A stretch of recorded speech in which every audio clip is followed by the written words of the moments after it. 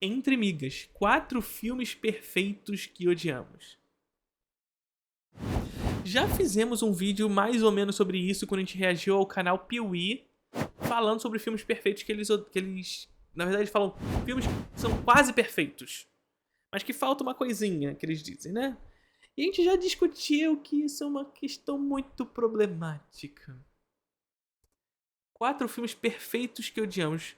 E aí o discurso assim, primeiro, não existe perfeito, né? E assim tudo bem, né? Porque senão eu fico sendo chato da galera também, né? Eu compreendo que quando a pessoa fala filmes perfeitos, é filmes que muito bons, etc e tal. Mas a gente precisa falar também, assim, e aqui sem uma crítica especificamente a elas e ele que tá falando aqui, né? Filme perfeito não existe. E quando eu digo isso, eu digo teoricamente, com base teórica nesse sentido. No sentido de que ah,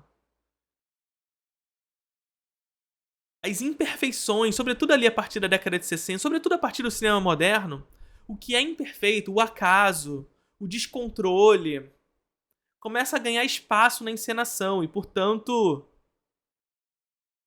relegar o que é perfeito.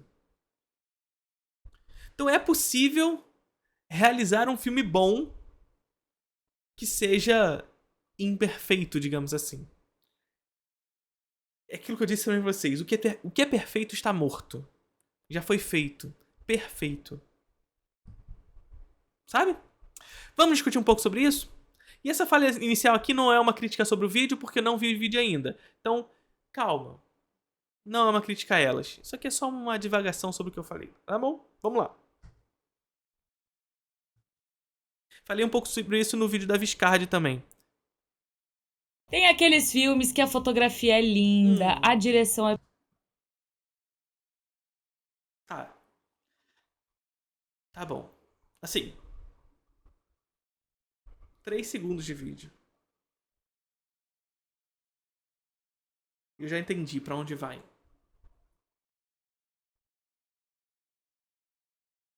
Tem aqueles filmes que a fotografia é linda, a direção isso, direção de arte aí. Tá. É o discurso de o filme é muito bonito, mas a gente não gosta. Gente, tá, olha só. Meninas e rapaz, não é uma crítica especificamente a vocês, tá bom? Nada contra.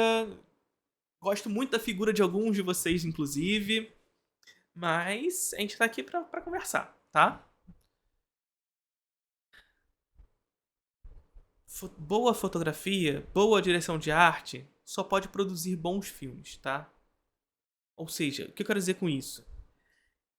Que fotografia, roteiro, direção de arte, etc e tal, são meios da realização de um filme. E se essas partes são boas, o são porque comunicam, porque contam a história, não porque são meramente bonitas.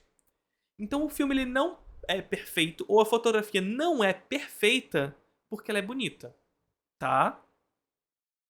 A fotografia não é perfeita, a fotografia não atende às necessidades da encenação e, portanto, do contar da história, da narrativa, melhor dizendo. Ela não é perfeita porque ela é bonita. Tá bom? Vamos começar por aqui. Perfeita, design de som impecável. E aí, quando a gente deu play e começou a assistir esse filme, a gente falou: Meu Deus, que filme chato! Então, chegou a hora de cada um de nós falar de um filme que é perfeito tecnicamente, mas a gente odeia. Então, eles não são perfeitos tecnicamente. Gente, vamos lá, de novo. Eu não vou nem usar a palavra perfeito, porque a palavra perfeito é problemática, como a gente discutiu agora. Mas se o filme é tecnicamente bom, significa que o filme, e portanto os meios utilizados no filme, que é a técnica, foi empregada de acordo com as necessidades da sua finalidade, do seu fim. Logo, a técnica boa é a técnica que produz algo bom, não algo bonito. Se nós estamos produzindo uma técnica que produz algo meramente bom, meramente bonito, melhor dizendo, O que a gente está pensando é o meio pelo meio. É a técnica pela técnica. Então veja, não se trata de pensar a técnica pela técnica. Não se trata de dizer que o filme é tecnicamente perfeito, tecnicamente bom, mas o resultado é ruim, porque isso é pensar em uma espécie de fetichismo da técnica. É de pensar, por exemplo, em dizer que 1917 é um filme maravilhoso tecnicamente, mas o filme é ruim. Não, não é. A gente pode dizer que ele é tecnicamente difícil de se realizar, mas o esforço não determina o resultado. O esforço não determina o resultado. Bem como ser bonito tecnicamente não determina o resultado. Como toda aquela beleza pode contar a história junto com a gente. Pra gente. Saca?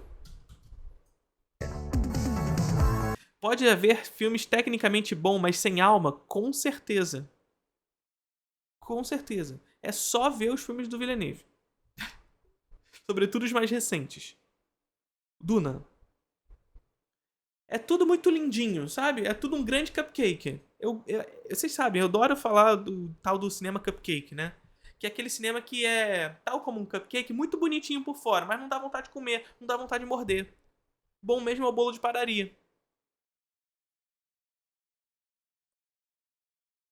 Porque o bolo de padaria se utiliza das técnicas, dos seus meios para cumprir a sua finalidade. É gostoso, ponto. É gostoso. Ah, Felipe, significa dizer que se é bonito é ruim? Não, calma. O filme pode ser bonito e cumprir a sua finalidade, a sua finalidade técnica. Mas se não a cumprir, é só um grande vazio de representação, é só isso. E aí ele não é tecnicamente bom, ele não é tecnicamente perfeito, como elas trouxeram aqui, sabe?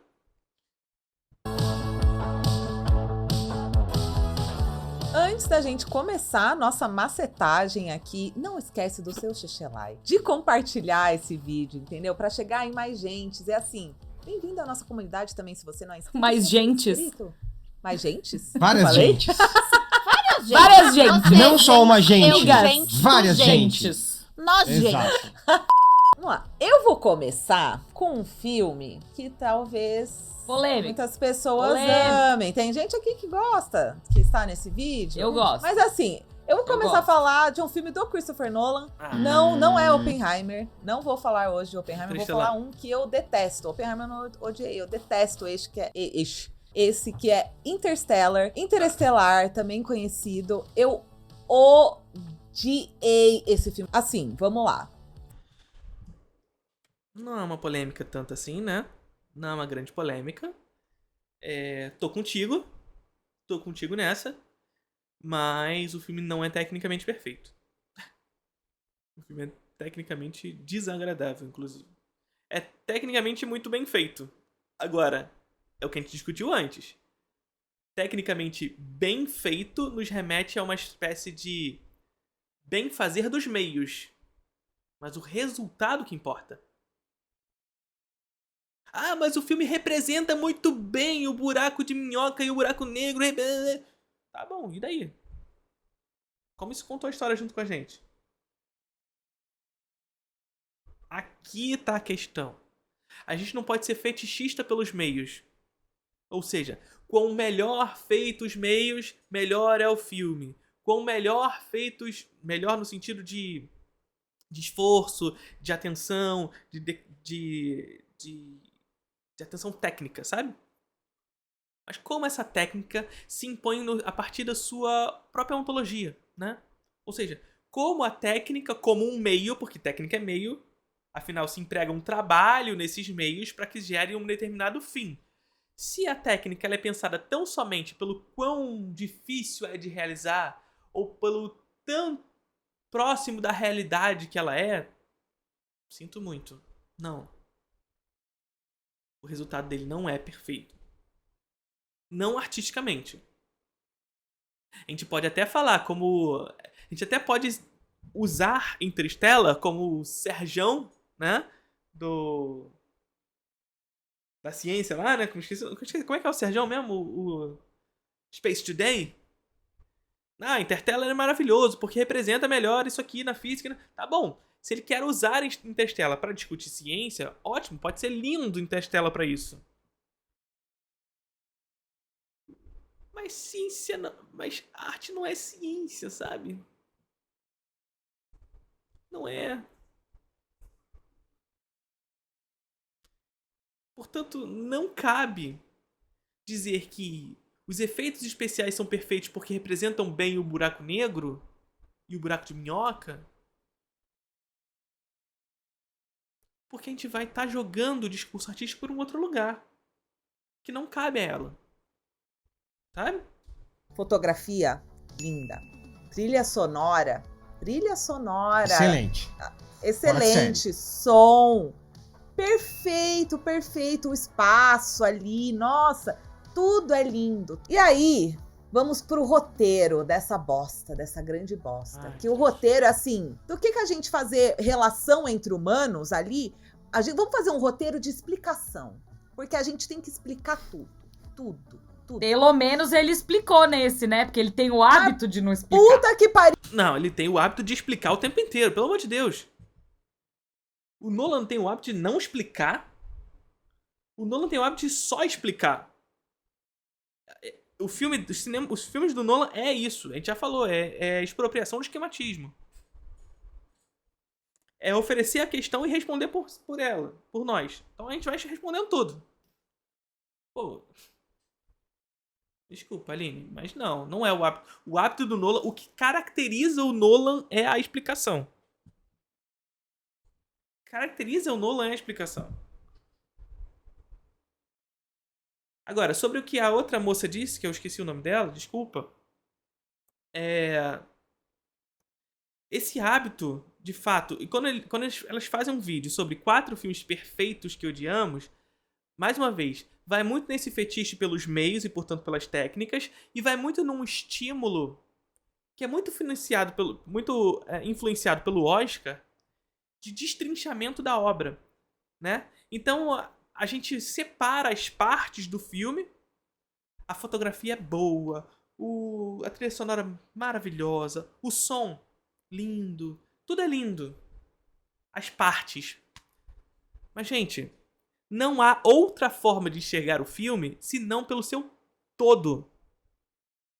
Ou seja, não há trilha sonora boa fora do filme. E, portanto, dos outros meios pelos quais ela conta a sua história. Não há roteiro bom senão no filme. E, portanto, através da trilha sonora, da arte, do som. Não há outra maneira de ver o filme senão como um todo. Não tem como. Não tem como você pegar uma parte dele e falar, olha só, isso aqui é lindo. Isso aqui é lindo e o resto é ruim. Não dá. Não dá. Porque uma boa trilha sonora só o é se ela conta a história junto. Uma boa trilha sonora só o é se ela é imagem. Gente, no cinema, som é imagem. Se você acha a trilha sonora de Interestelar linda, ótimo, acho maravilhoso que você ache ela linda, mas que você ouça ela. Você bota no YouTube trilha sonora de Interestelar e você fica escutando a trilha sonora. Tá bom, mas essa é a música. Não é a trilha sonora sendo imagem. Aqui que tá a questão. Não se separa. E esse é um estímulo muito influenciado pelo Oscar e pela indústria da cultura. Né? Não à toa, o Oscar é uma premiação da indústria do cinema americano. Porque ela precisa premiar todas as etapas de produção. E estimula com que críticos pensem dessa forma. Que a gente precisa, ao analisar o filme, separar cada uma das partes da produção. E a gente vai construir o texto assim. Ah, Interstellar fala disso, disso, disso. Aí, segunda parte. A fotografia faz isso, isso e isso. Terceira parte. Mas a montagem é isso, isso e isso. E o som é maravilhoso por causa disso. Já o elenco é isso aqui, isso aqui, isso aqui, isso aqui. Não. Não. Como você pensa tudo a partir de uma lógica do todo? Como você constrói uma ideia sobre o filme? E aqui que o crítico tem que fazer, tá? O crítico constrói uma ideia. Assiste o filme, experimenta o filme e a partir da sua experiência construa uma ideia sobre esse filme. A crítica é sobre você. E quanto mais você destrincha uma obra, mais distante de você está no texto. E da experiência que você teve. Mais distante você tá. Porque você vai construir um texto estéril. Sem alma, sem vida. Sabe?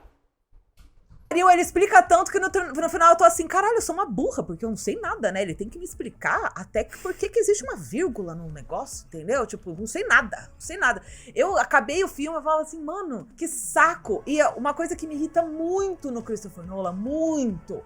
Mas isso não é só sobre o roteiro, né, gente? Isso aí também é sobre construção narrativa, de como as imagens se comunicam com o roteiro, tá? E todo o filme dele, ele chega no final, ele fala, putz, esqueci que tem que ter um momento pra emocionar, tem que ter um momento pra chorar. Volta aí, vamos colocar essa cena aqui. Aí você tem todo um filme que é só técnico. Técnica.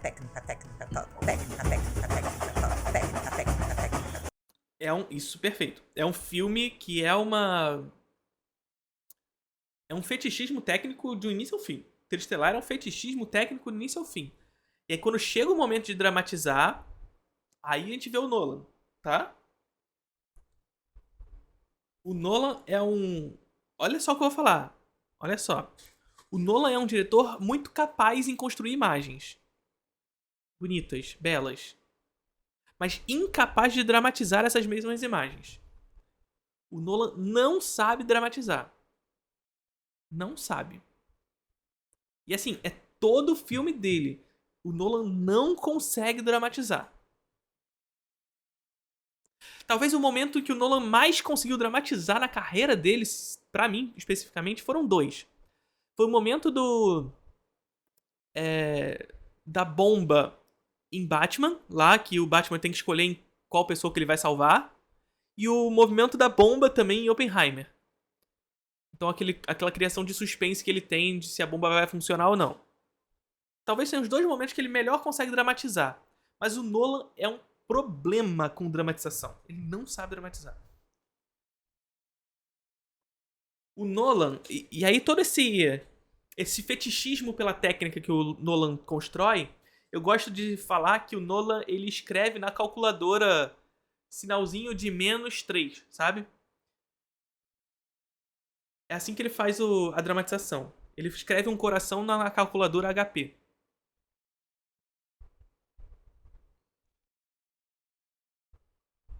O drama de Christopher Nolan é um coração numa calculadora HP. Só blá blá blá blá blá blá blá blá, só furinho lá no papel pra explicar o que é um buraco negro para cientistas, entendeu? É só isso. E aí do nada você tem uma cena que é o check dele de tipo, ai, nossa, as pessoas têm que chorar, né? Tem que se emocionar no meu filme. Aí isso me irrita. Caralho, que filme chato, que filme insuportável, insuportável.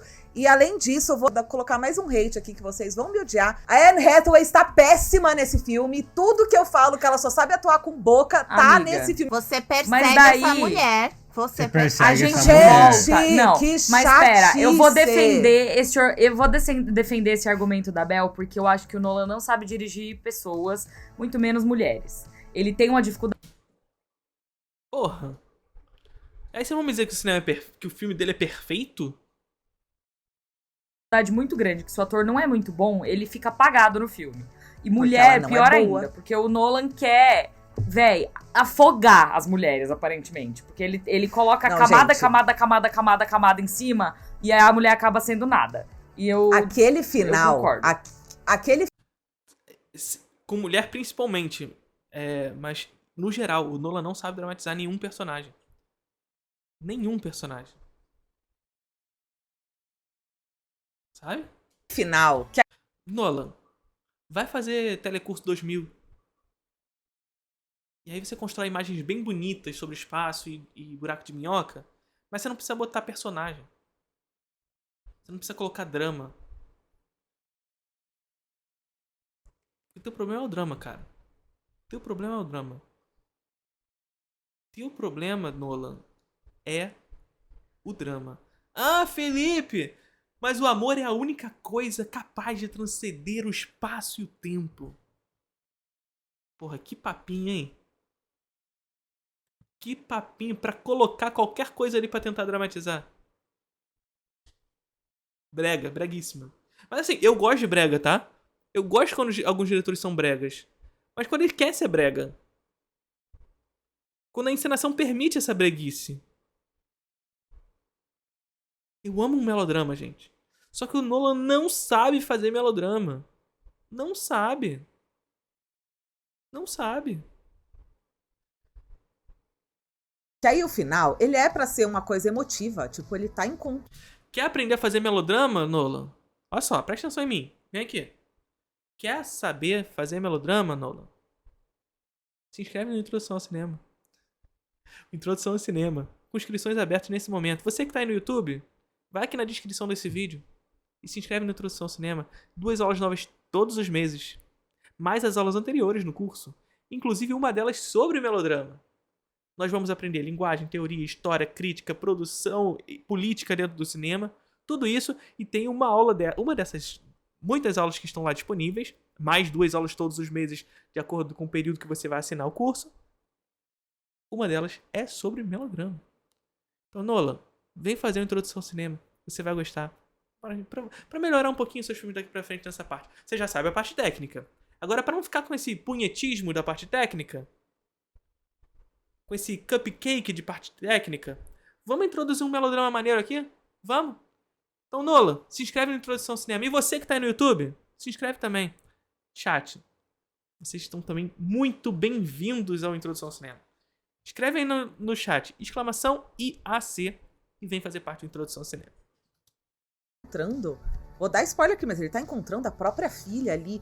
É a cena mais técnica que eu já vi na minha vida. Tipo, você tá com toda a família do cara sai. Tipo, aquilo ali é horrível, horrível. Eu odiei esse filme. Eu falo, cara, que bosta de filme. Eu odeio. Eu acho esse que ele filme, não é odeio. um filme que você pode ver sem se conectar. Porque eu conheço várias pessoas que se emocionaram muito com o filme. Que conseguiram, eu acho, que preencher as lacunas que o próprio Nolan não preenche.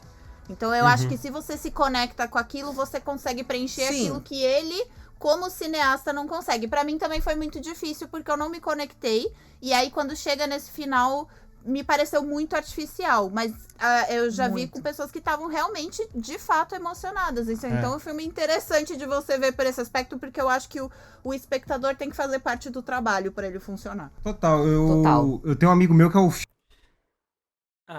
Não sei. Não sei. O espectador tem que fazer parte de todos os filmes, né? Mas existe uma condução. O filme da vida dele, ele é um cara extremamente lógico, sabe? Ele é um engenheiro, então pra ele é tudo A e B e tal. E quando a Anne Hathaway fala que o tal personagem vai buscar lá, por quê? Porque ela sente no coração dela. Aí é exatamente isso que a Natalia Bridge falou. Ele completa as lacunas que o Nolan deixa em aberto, né? De, é o amor, é o irracional, que também faz parte da nossa vida, e não sei o que, blá, blá, blá, blá. Eu acho que é um filme legal, eu não acho que é o melhor nem o pior trabalho do Nolan. Eu acho que ele tem coisas bem piores e também tem coisas bem melhores. Ele é só um filme que eu acho... ok. Sei lá. Professor, o que você atribui o sucesso do Nolan, principalmente de Interstellar, entre o público? Assim, o sucesso de Interstellar entre o público eu vejo muito mais entre o público de 13 anos do TikTok.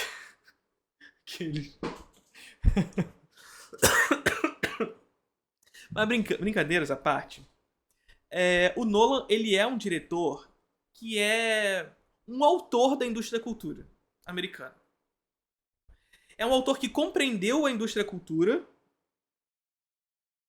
e o seu projeto. Sabe? Então vai muito daí o sucesso dele. Porque ele consegue... Oba! Oi, Tô!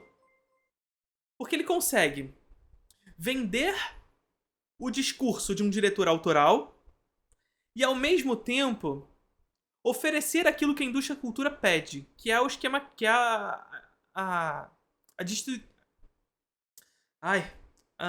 expropriação do esquematismo. Sabe? Então o que o Nolan faz, de certa forma, é autoral, mas é padrão ao mesmo tempo. Aqui que tá a grande questão, sabe?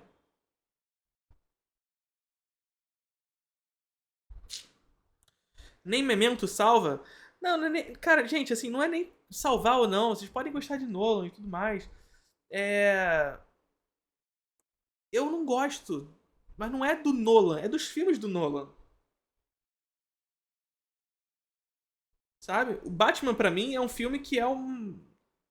Que é uma espécie de causa pra onde foi o cinema contemporâneo, no sentido de ausência de cor, realismo a qualquer custo. O Batman foi um ponto de virada pro cinema contemporâneo nesse sentido. Então, eu tenho problemas com o Batman por causa disso.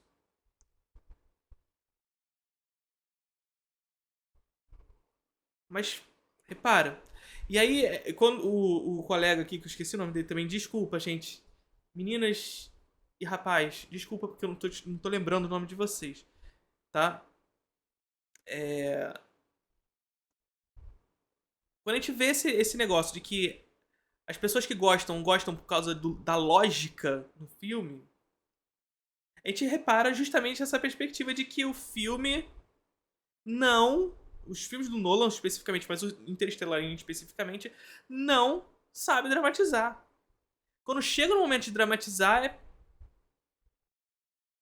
o filme cai numa piegas total. E mais uma vez, não porque o melodrama seja piegas, porque o melodrama é maravilhoso. É meu gênero favorito, gente. Eu amo melodrama. Mas o Nolan não sabe fazer isso. O Nolan não sabe fazer isso. Nossa, eu odeio. Bom, vamos lá. Agora chegou a minha vez e eu gostaria de admitir aqui que eu nunca terminei de ver esse filme, porque eu achei ele tão chato, mas tão chato que eu vi meia hora. O filme ainda não tinha começado e eu falei, né, não vai ser hoje não. E aí eu tirei e eu nunca fui atrás pra terminar, que é Árvore da Vida, do Terrence Malick. Esse filme tem o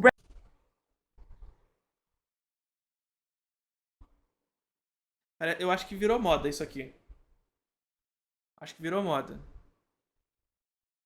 Olha só. Vou mostrar de novo pra vocês isso aqui, tá? Vou mostrar de novo isso aqui pra vocês. Quer ver? Eu acho que virou moda as pessoas falarem que... Virou moda as pessoas falarem que não gostam de filme sem ver. Virou moda. Eu falei isso pra vocês com o Gaio Fato, né? Gaio Fato, nosso amigo, nosso camarada. Gaio Fato, te amo, tá? Mas a gente precisa dar aquela zoadinha básica. A gente precisa fazer aquela zoadinha básica. Mas eu recomendo constantemente ao Gaio Fato e ao Luigi. Então, olha só, Gaio Fato e Luigi, assistam Phoenix.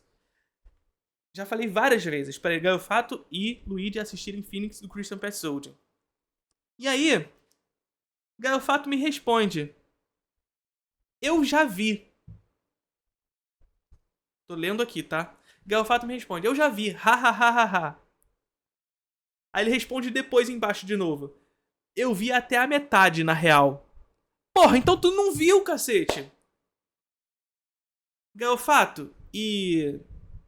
Eu até falei o nome da menina hoje já. Só que eu esqueci de novo. Desculpa de novo! Vocês não viram o filme? Como é que vocês falam que não gostam de um filme que tu não viu, cara? Que você viu 30 minutos. Aline. Isso. Que viu 30 minutos. Aí eu zoei ele, né? Aí ele me respondeu. Ó. Pera aí. Pô, não quer sair o áudio. Tá de sacanagem comigo. Pera aí.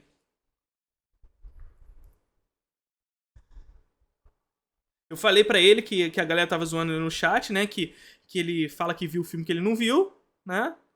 E aí ele me respondeu, olha só. Olha só o Gaio Fato.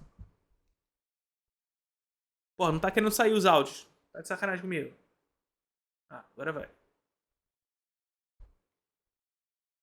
Ou não vai? Tá me sabotando aqui o Gaio Fato.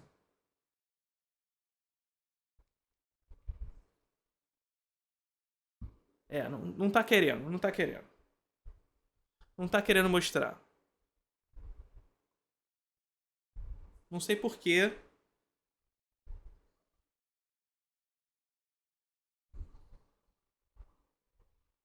Não tá querendo sair. Mas basicamente é o fato falando que viu o filme, mas viu pela metade. Sabe? A cinefilia é a única coisa capaz de transcender o espaço e o tempo, é ótimo. Mas virou moda isso. Não tô entendendo essa, não tô entendendo. Brad Pitt tem o Sean Penn, o pôster é lindo. Aparentemente ele fala sobre a vida. Ele fala sobre a vida. Segundo filme da Jessica Chastain na lista, tá? Coitada.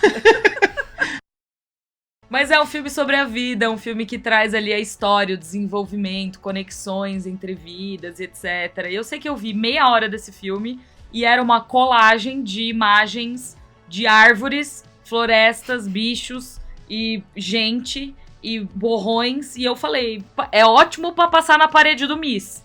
Eu não tô entendendo o que isso tá fazendo na minha televisão. E aí eu desisti dele. Ele é lindo. Visualmente, um quadro agradabilíssimo. Achei um porre e nunca fui atrás pra terminar. E é isso, esses são os meus argumentos. Por que eu odeio árvore? Fim! Mas eu... Concordo, tá? Concordo. Não concordo por ela não ter assistido. Mas concordo completamente. Árvore da Vida é um porre. É um saco. Terrence Malick é um saco. Terrence Malick, ele tem mania de fazer um balé com as coisas, sabe? Olha só que beleza que eu encontro na vida. É como aquela pessoa, sabe? Aquela pessoa chata que tá andando na rua, ela vê uma folha no chão e ela pega a folha e fica admirando. Olha que linda essa folha. Aí faz um balé da natureza. As pessoas andando com mãos pra trás e balançando. Terrence Malick é um saco. Insuportável. Imagens bonitas. Filme ruim. Vocês percebem que não são os meios que definem o fim? Não são os meios que definem, mas o trabalho empregado a esses meios. E o trabalho empregado a esses meios maravilhosos é horrível. É horrível. Ah, mas e Badlands? Chato. Terrence Malick é um saco, gente. Desculpa. Terrence Malick é um saco. Eu acho que ele é um filme que faz diferença você ver no cinema. E você tem que entrar na porque viagem você tá preso do dentro do Malick. cinema, né? Você já pagou o ingresso, e aí a sala escura, e aí você Mas fala, você já que eu paguei, eu vou ficar aqui. Ali você não vai sair, assim, dificilmente. Eu saí do cinema uma vez na minha vida, que foi vendo Indian Song, que esse é um filme insuportável, realmente, assim, é tipo, o supra-sumo, assim, da arte, não. Mas enfim. Não. Mas eu acho que faz Não, sentido. eu concordo você tá lá com e você você. se abre pra aquilo. É Você isso, é obrigado a não, fazer isso. Você se desconecta do mundo, não tem Isso. interferências externas e tudo mais. E aí, tipo, só que eu tava vendo esse filme no sofá de casa. Juro por Deus, quando deu meia hora e tava rolando essa colagem de imagens ainda, eu falei, velho, desculpa, não, agora não dá. Enfim. Você tem que entrar Malick na em onda casa, do você tem que ser Malick, muito sabe? cinéfilo. Assim. Você tem que entrar naquela onda. Tem que abraçar a Você brisa. tem que... Exatamente, você tem que abraçar a brisa. Pra ver os filmes do Malick, é bem isso. Você vai sentar, você fala, bom, beleza. Tô preparado, tô com tempo. Né, celular tá ali Vamos lá. do outro lado, Longe, tá fora. Com vontade. É eu e você, cachorro tá você na e eu creche. aqui, ó. Você olha pro negócio e o vai. negócio olha pra você. Você Vamos fala, aí. agora a gente vai. E aí você vai. Não é pra mim. Se você Tem comprar questão de o rolê... ritmo, né? Porque ele é o muito ritmo doido. dele é bem lento. Não, mas não é o ritmo. Não é sobre o ritmo lento. Ritmo lento é... Porra. India Song é bom, né? É Marguerite Duras, cara. Porra. Mas... não é sobre o ritmo. O ritmo, a gente tem uma porrada de filmes lentos, maravilhosos. O slow cinema é lindo. Porra. Chantal Akerman. Não é sobre isso. É sobre esse balé. Sabe? Insuportável. Insuportável. E tem gente que tudo se passa curte bem isso. devagar. Eu já, quando é mais frenético, eu já me conecto mais. Eu também. Não, eu também, assim, eu é o que gosto a da gente fala Árvore da bastante Vida. no canal. Tipo, eu sou uma Eu gosto pessoa que também. eu gosto de coisas cabeçudas, eu gosto de de experiências que me tragam algo novo. E aí, quando o negócio demora muito pra engatar, eu já tô assim, vai, próximo. Chega, deu. Vamos, bora. 1, 2, 3 e já. Porque é isso, eu acho que eu entendo você querer passar uma mensagem através de... E assim, entendo também que esse filme é uma obra de arte. Ele é visualmente espetacular. O som, até na minha TV, tava fantástico, sabe? Você consegue ouvir coisas que na natureza, às vezes, você se perde por causa dos sons externos e tal. Mas é que, velho... Eu não consigo, é muito... Malik, é isso, é muito brisa. É contemplativo. É muito arte. Ele é contemplativo. E é contemplação, você vai falar, beleza. Não, se eu olhar pra natureza, eu vou ali do lado de fora, num parque, e fico olhando a árvore. Mas entendeu? a árvore... Eu não fico olhando na minha Mas vida. ela é a primeira vez que eu vi uma flor... entrando, assim... Tipo, a primeira vez que eu vi uma floresta em 4K, eu fiquei, nossa, não tem verde assim na vida real, não. Nossa, muito mais bonito que na TV. Dane-se lá fora. Assim, é contemplativo. E assim, é importante ter... É muito do que o Slow Cinema faz, né? O Slow Cinema, ele faz uma reação a isso que eles estão conversando aqui. O Slow Cinema, ele propõe, dentro da contemporaneidade, como uma tendência contemporânea, uma reação à pós-modernidade, portanto, a um mundo em velocidade. Que se reflete no cinema em filmes onde a duração do plano é cada vez mais curta, beirando a incompreensão. Então é isso. Com menor o plano, mais incompreensível o plano vai ser. Isso é da velocidade. O que importa é o senso de velocidade entre os planos, e não o plano mesmo. Vocês reparam isso? Eu diminuo o plano ao máximo, tornando-o incompreensível, mas eu junto ele a outros planos, tornando um senso de compreensão do plano. Mas o plano em si a gente não enxerga. Já o Slow Cinema, ele estica o plano ao tédio. E tédio aqui não é necessariamente algo negativo, uma proposição negativa dos sentidos. Mas de nos fazer reconectar com uma espécie de contemplação com a imagem. Ou seja, uma espécie de reconexão a um cinema primitivo, de alguma forma. Isso é maravilhoso, é lindo. É lindo como a gente vê um filme do Apichatpong, por exemplo, e a gente fica encantado vendo um plano parado de uma coisa só. É lindo. É lindo quando a gente vê um filme do Tsai Ming-liang, de um cara olhando pela janela por 6 minutos. Ou lavando legumes por 6 minutos. Sabe? Então vai muito mais sobre... E aí quando eu digo isso é dizer que assim, existem filmes contemplativos, existe Slow Cinema bom e existe Slow Cinema ruim. Não é a contemplação que o torna bom ou ruim, mas a maneira, portanto, que se emprega um trabalho sobre esses meios para que gere uma determinada finalidade. Para que tenha um resultado satisfatório com relação a isso. Sacou? Chantal Ackman. Chantal Ackman é maravilhosa. A gente fica a primeira metade de Eu, Tu, Ele e Ela inteira vendo uma moça comendo açúcar de mamona.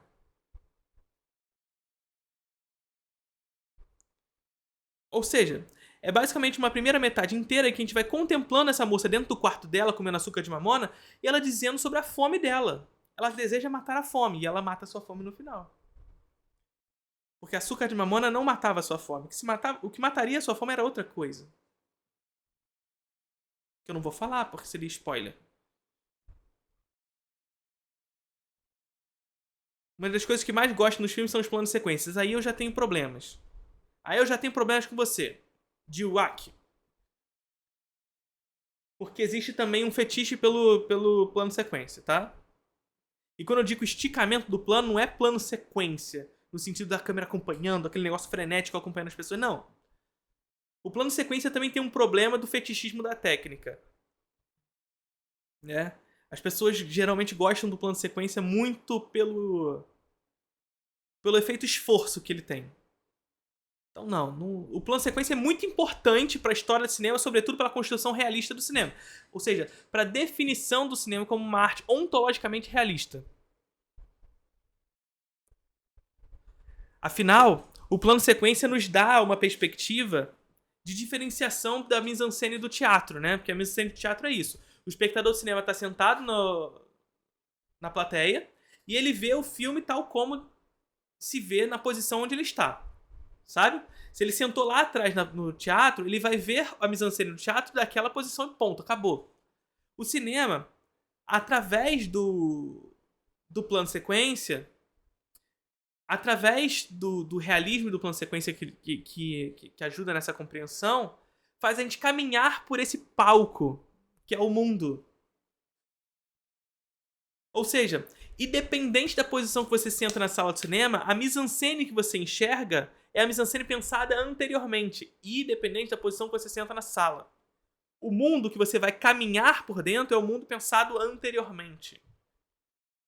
A gente vai entrando no mundo do filme. Sabe? Falar aqui do filme que me motivou a fazer essa sugestão de pauta que aqui estamos a debater, que foi Noite Passada no Sorro, o filme de Edgar Wright, que é um diretor que eu gosto muito, mas também quando eu não gosto, eu realmente não gosto, porque eu já macetei Scott Pilgrim aqui no nosso vídeo de filmes que todo mundo ama e eu odeio. Visualmente lindo, eu assistiria no mudo. Amo! Eu amo vários filmes do Edgar Wright. Eu amo o Todo Mundo Quase Morto. Hot Fuzz é um dos meus top filmes. Eu amo demais, é maravilhoso. Baby Driver, pra mim, é um filme assim que me dá um... Eu sinto... Eu fico assim... no ar, flutuando assistindo. Eufórica. Pra pensar como foi feito, eufórica, é maravilhoso. Amo como casa, a música com a edição, assim, aquilo me dá uma Mas paz. a gente não tá falando de Baby Driver, a gente tá Não. falando de Noite Passada no Sorro. Então, por que eu estou falando de Baby Driver, como ele me dá paz, como eu amo? Porque eu fui assistir Noite Passada no Sorro, é o filme que ele fez depois de Baby Driver. Eu achei que ele estava no auge, no ápice. Este homem vai me encantar mais uma vez, ele vai me dar paz cinematográfica no meu coração. E não. Eu gosto mais de Noite Passada no Sorro do que Baby Driver. Eu gosto de Noite Passada no Sorro. Não acho maravilhoso, mas eu gosto mais de Noite Passada no Sorro do que de Baby Driver. Com certeza. Este filme, você assiste, tem cenas que são Tem crítica minha, inclusive, sobre Noite Passada no Sorro, caso vocês queiram conferir. tecnicamente, assim, um primor. Realmente você olha aquilo e você fica fascinado. Tem a cena que é a história da Heloise, que vai pra Londres estudar moda, ela sofre bullying, ela vai morar numa casa antiga e ela sonha com a Londres dos anos 60 e aí ela começa a ter esses sonhos muito vívidos com uma mocinha, que é interpretada pela Anya Taylor-Joy, que ela se coloca na pele dela nesses sonhos, e aí ela passa a percorrer a Londres dos anos 60, e aí o filme vai mostrando como se as duas estivessem, né, ocupando o mesmo espaço. Então você vê a Sandy, que é a personagem da Anya Taylor-Joy, e do outro você vê a Heloise refletida no espelho, pra você sempre ver que uma está ocupando o lugar da outra, ela está vivendo a vida da Sandy. É um filme muito... É um filme sobre espelhamento mesmo, assim. E é muito interessante a forma como ele espelha o mundo. É lindo, lindo. A história é um horror. É pra ser um terror, porém, é assim... Pra ser um terror? É pra ser um terror. Um terror, ele tem uns efeitos, uns elementos sobrenaturais, ela começa... Porque aqui a menina eu acho que já ia cair pra esse lugar do... É pra ser terror? Porque não dá medo, sabe? Não, é terror, tá? É um filme de terror. Tem essas visões, aí rola um assassinato, ela acha que é...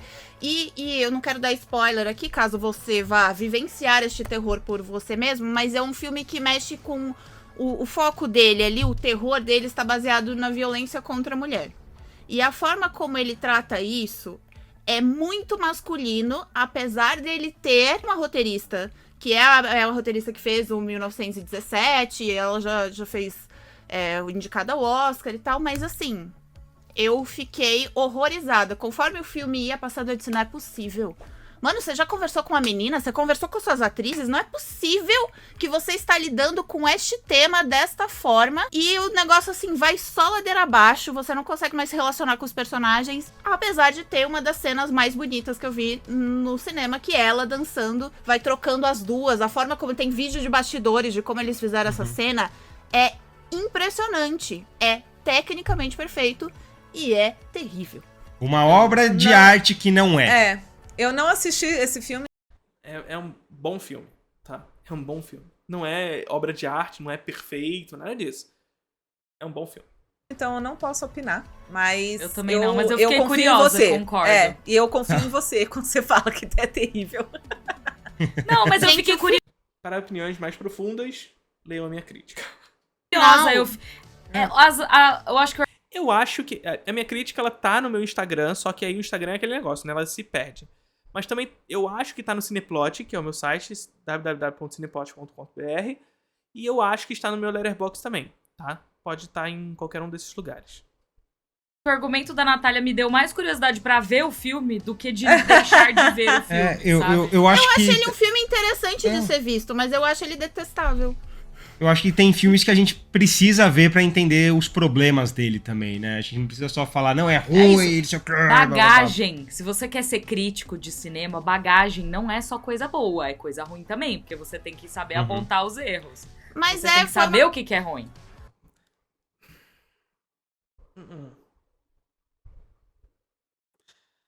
Sim, é bagagem. Tem que ter bagagem, tem que ver muita coisa.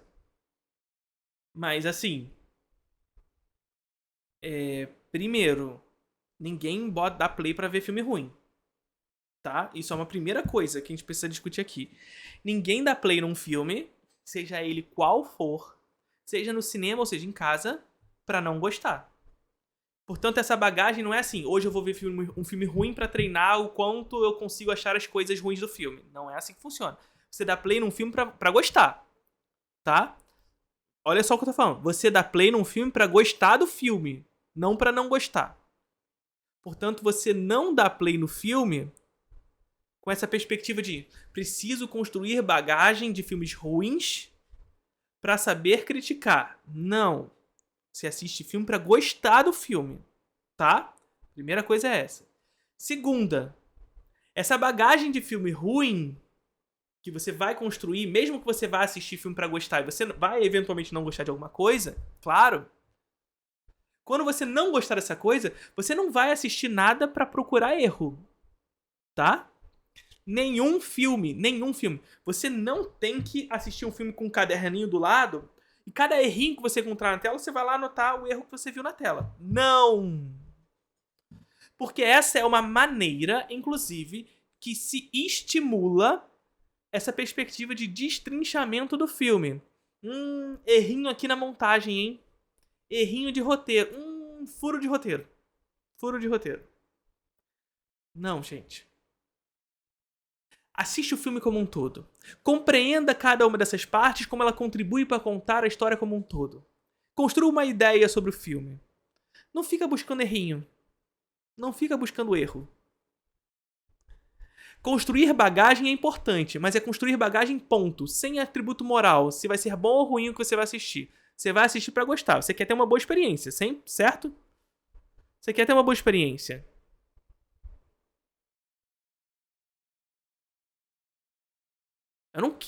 Pelo menos eu não quero dar play numa coisa que eu não vou gostar. Todo play no que eu vou gostar. Eventualmente eu não vou gostar de algo. Mas mesmo nos filmes que eu não estou gostando, eu não vou ficar buscando o erro. O crítico não faz isso, tá? Foi uma coisa que eu falei pro Foster. Nem sempre você precisa gostar. Às vezes você só precisa ver. Bom, pra fechar essa listinha, eu pensei muito em filmes que eu acho tecnicamente bons. Eu considerei falar de Mank, que é um filme do Fincher, que está na Netflix. Não é tecnicamente bom, porque não contribui com seus fins, como eu tô falando. É um filme muito ruim, inclusive. Mank é muito ruim. E quando eu assisti, eu falei, nossa, que fotografia linda, mas que história mal escrita. É uma história muito mal escrita. Perfeito. Mas a fotografia também não é bonita. A fotografia é ruim. É feia também. Não é maneiro. Porque assim, existe também esse negócio, né? Que o preto e branco, ele dá um glamour. Sobretudo, bonito igual o preto e branco, né? O preto e branco, como a gente tá vivendo num momento histórico... Vamos voltar. Volta. Roda a fita. Se eu fizesse uma pergunta pra vocês, o normal é preto e branco ou em cor? O que vocês vão me responder? O que é normal? pro cinema? Preto e branco ou é cor?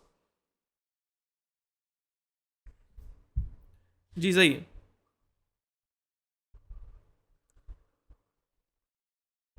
O que é natural ao cinema? Preto e branco ou as cores?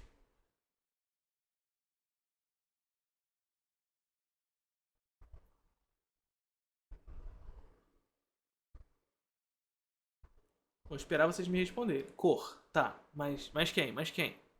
Cor. Usual é cor. Tá. As cores. Geral tá aqui nas cores. Tá, mas o preto e branco. O cinema surge preto e branco. Por que o normal é cor? Porque o mundo real tem cor. A resposta tá aqui, tá? Olha só o que eu tô falando. Presta atenção. Presta atenção. Hoje, o normal é o cinema em cores porque o mundo é em cores. A gente já conversou muitas vezes sobre isso aqui. Lembra que o André Bazin falava pra gente? Que o desenvolvimento técnico na arte, e portanto no cinema também, responde à necessidade do duplo da natureza e, portanto, o cinema responde melhor ao problema da forma porque ele tem a capacidade de chegar mais próximo desse duplo da natureza, de representar essa natureza. Pois é, o desenvolvimento técnico no cinema vai em direção, inclusive, às cores. Por isso, o cinema ele vai confirmando a sua razão de existir quanto mais ele chega perto da realidade. Por isso que o cinema é natural em cores, digamos assim, normal em cores. Mesmo que ele tenha nascido preto e branco. Entretanto, o uso do preto e branco hoje ainda é uma possibilidade artística. E que bom que o é. Porque é uma escolha. Agora, a questão é essa. A cor é o normal. O preto e branco é uma escolha. E aí, nós, enquanto críticos, tendemos, por conta disso, a questionar o uso do preto e branco, mas jamais questionar o uso das cores.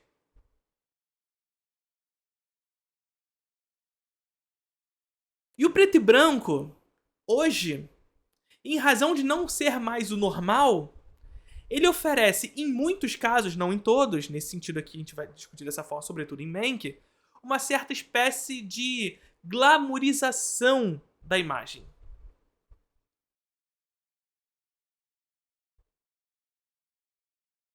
De glamourização da imagem.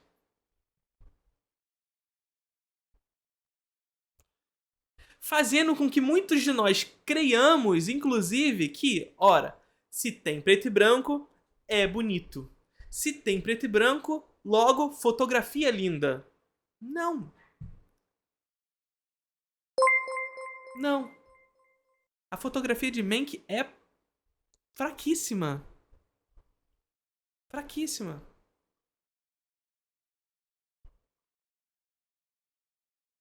Superficial.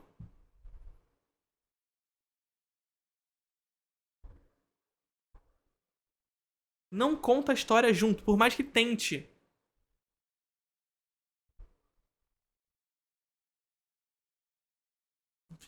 Muito obrigado pelo sub. Já são 9/10, falta só um, gente. Um sub pra gente bater a nossa meta de hoje, hein? Um sub. Eu ficava desesperado. E pra um filme sobre roteiro, isso é Antes do cinema era preto e branco, porque a realidade era preto e branco, é ótimo. desesperador. Eu Pode decidi ficar falar... pro próximo programa que a gente fizer. Eu ia falar que parte antes da 2. gente gravar esse vídeo, eu tava discutindo qual filme que eu ia colocar. E eu não sabia se eu ia colocar Árvore da Vida, porque eu nunca tinha visto Árvore da Vida, de fato. Eu só achei um porre Seria bom. no começo e não terminei. E eu queria Seria ter bom, colocado ali. Monkey, e eu queria ter colocado o filme que o Fábio vai falar agora. E eu fiquei com Árvore da Vida, no final das contas, com aquele argumento bosta que eu dei. Foi bosta. um bom argumento. É o seu argumento. Levou uma boa discussão. Horroroso, mas vai, Fábio. Não, eu mas apoio a eu decisão vou do Fábio. colocar... Eu coloquei Avatar, o filme do James Cameron, mega produção, maior bilheteria da história. Para. Porque, tecnicamente, você não tem que falar um Para. A desse filme. Assim, os efeitos dele de 2008 ainda são impressionantes. Pra sequência, melhoraram ainda mais. É um filme que tem, assim, não tem nada fora do lugar. Só que a história é uma história que eu já vi 1 milhão de vezes em lugares diferentes, de maneiras muito mais bem feitas. É um filme que eu só consegui ver no cinema, eu tentei revê-lo em casa, não consegui, não consigo me conectar com essa história, porque, de novo, já vi em Pocahontas, já vi em Dança com Lobo, já vi em um monte de lugar. Mas as histórias se repetem, não há história que já não tenha sido contada. O barato é como essas histórias são contadas. Você deixou de ver Frozen porque já viu Rei Leão? Você deixou de ver Rei Leão porque conhece as histórias de Shakespeare? Você vai deixar de ver Han do Kurosawa porque já leu Shakespeare? Você vai deixar de ver, sei lá, qual é o nome do filme da Jane Campion? O novo filme da Jane Campion? Como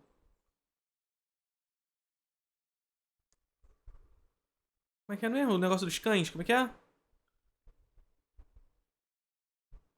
É Power of the Dog, né? Ataque dos Cães. Vai deixar de ver Ataque dos Cães porque você já viu Persona do Bergman? Você vai deixar de ver Pânico porque você já viu Psicose? Poxa, gente. Então as histórias são contadas, de novo, mas elas são contadas sob uma outra maneira. Narrativa é o nome disso. A gente não tem que se atentar especificamente à história. Mas como essa história é contada.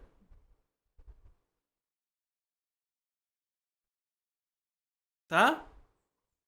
Quem defende Avatar pra mim merece desprezo. Então me despreze, porque Avatar é muito bom. Avatar é muito bom.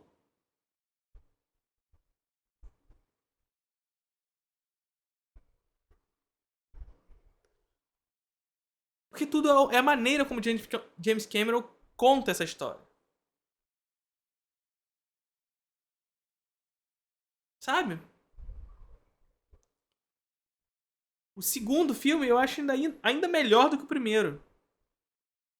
Maravilhoso o segundo filme. Lindíssimo. E conta a história dentro dessa beleza. Vai deixar de ver Naruto porque viu Dragon Ball? Eu não deixei de ver Naruto. Vi 50 episódios de Naruto. Não gostei. E é um filme que eu termino e falo, tá bom. No cinema foi incrível porque eu pude ver em 3D. Não vou ver Jenny Dilma porque corto batatas pro almoço. Tipo isso. Eu já corto uma batata todo dia, por que eu vou ver Jenny Dilma? Né? Teve o som ao redor, teve tudo aquilo que fez aquela experiência ficar muito melhor do que ela realmente é. Mas ver em casa é um negócio que eu não suporto, simplesmente. Eu concordo 100% com o Fábio. Não, eu acho que ele é um filme que, além de ter esse roteiro chinfrim, eu acho que os personagens são muito vazios, assim. Eles são... Gente, roteiro chinfrim. Tá, olha só. Avatar é um filme direto. Avatar é um filme frontal. Tá? Ele não é um filme complexo, de fato. Mas é assim que é um melodrama. Sabe? É uma construção de uma aventura frontal. É causa e consequência, de maneira frontal, direta. Não tem meandro, não tem complexidade nisso. Só que não precisa ser complexo pra ser bom. Não precisa ser complexo pra ser bom. É clichê, mas o clichê funciona, o clichê é bom, gente. A gente precisa desassociar o clichê de uma coisa ruim, não precisa. Sabe? Não precisa ter todos os personagens serem profundos. Não precisa ter profundidade todos os personagens e tudo mais. Não precisa. O personagem pode ser unidimensional. Ele nos leva a algum lugar. É isso que importa. Se for falar de roteiro chinfrim, e aqui muitas aspas, porque esse chinfrim aqui está muito relacionado a essa maneira direta pela qual o cinema popular se comunica.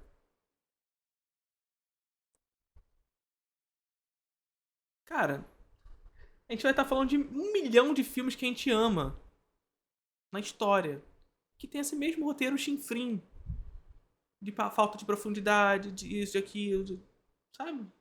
Não é assim, não é bem assim que funciona.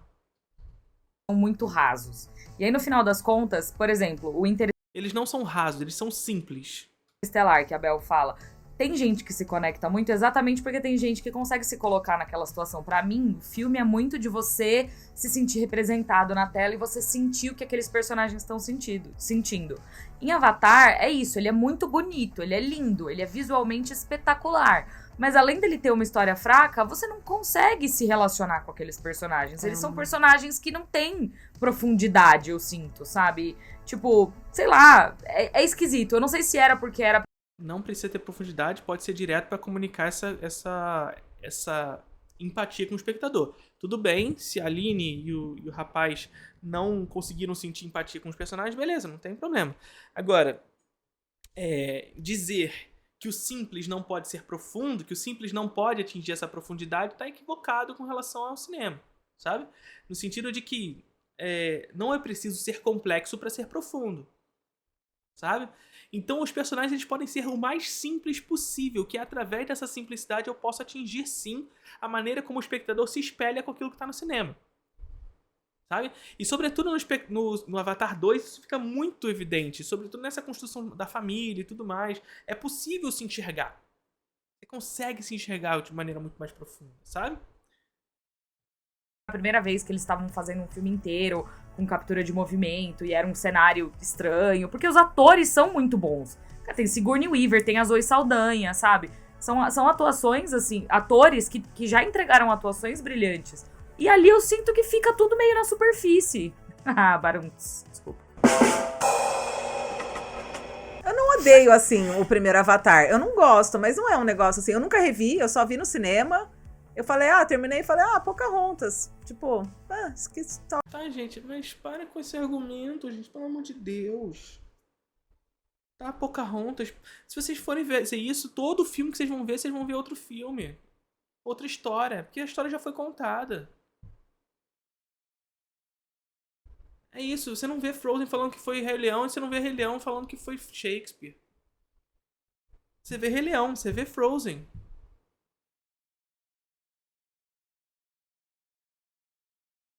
Sabe? Você não vê Han falando que foi Shakespeare. Você não vê, sei lá, Retrate uma Jovem em Chamas falando que foi Vértigo. Você não faz isso. Vamos superar isso. Mas assim, não é um filme que eu sinto ódio. Mas sabe? Assim, doido a gente pensar que agora os roteiristas estão lá, né, tendo que lutar pra não... Tipo, um dos pontos é a questão da inteligência artificial. E aí, a gente tá falando de filmes que são tecnicamente perfeitos, aí você pensa, mas não tem roteiro tecnicamente perfeito? Então, pra mim, isso não existe. Você pode ter 1 milhão de técnicas, você tem estruturas narrativas que elas vão se conectar e vão fluir, vão ajudar você a contar a história, mas se você não conseguir colocar aquele plus, aquela mágica, aquela alma, aquela humanidade, não flui. Se você não se conecta com o espectador, e isso tá no roteiro, tá na forma como você lida com os personagens, tá na forma como você estrutura as ações, como você coloca aquilo pro público, não vai. Se não é só diálogo. Não é técnico, sabe? É só diálogo. Mas pra mim. A gente quer saber de vocês qual foi o filme perfeito, o filme tecnicamente impecável que você assistiu e você odiou. Não esquece de deixar aqui embaixo seu comentário, deixa também o seu like e compartilhe o vídeo. Um beijo, até mais, tchau. Tchau. Assim, aquela velha história assim, aquele velho disclaimer de sempre. Nenhum problema com elas. Ótimas comunicadoras, inclusive, e nosso amigo ali também no meio, né? Ótimos comunicadores, mas de alguma forma existe uma disseminação de senso comum aqui com relação ao cinema, sobretudo a partir daquilo que a indústria da cultura americana traz, né? Essa perspectiva que surge, sobretudo, de uma hipervalorização da indústria da cultura, a partir do Oscar, da divisão das partes, do fetiche pela técnica, do fetiche pelos meios, enfim... Olha, as técnicas são maravilhosas, mas o filme é ruim. Isso não é viável. Sobretudo nesse final aqui, quando fala de Avatar. Nesse discurso de, era Pocahontas. É muito simples, não é profundo. A velha confusão que a gente já falou várias vezes, né? entre simples e superficial não são compatíveis, não é a mesma coisa. O simples pode ser profundo. Através da simplicidade, da maneira como me relaciono com o espectador de maneira simples, eu posso fazer o espelhamento, posso fazer com que o espectador crie empatia com aquilo que está em tela. Aliás, esse espelhamento ele é mais facilitado pela simplicidade do que pela complexidade.